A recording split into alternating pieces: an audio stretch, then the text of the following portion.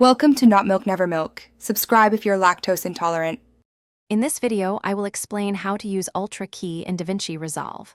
First, navigate to the Fusion page or the Color page. Ultra Key is a powerful tool designed for chroma keying, enabling you to remove green or blue screen backgrounds from your footage with precision. This effect is essential for compositing, allowing you to seamlessly integrate your subject into a new environment.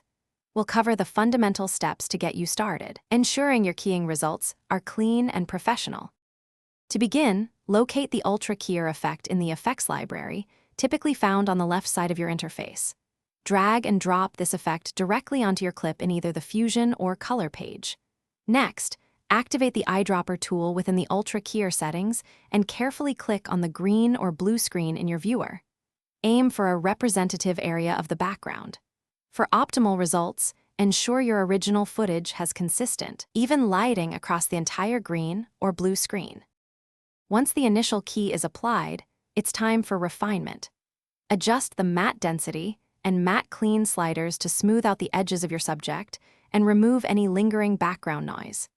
Pay close attention to the spill suppression controls.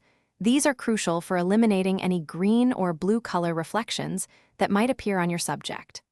Always switch to the alpha channel view to precisely evaluate the transparency and opacity, ensuring a perfectly clean cutout. For more complex shots, consider advanced techniques. Implement a garbage matte to quickly mask out any areas of your footage that aren't covered by the green or blue screen, saving you time.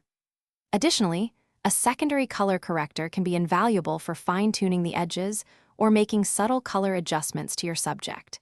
If your footage is particularly noisy, applying noise reduction before the keying process can significantly improve the final result, leading to a much cleaner composite. Thanks for watching. If this was helpful, leave a like and consider subscribing. See you next time.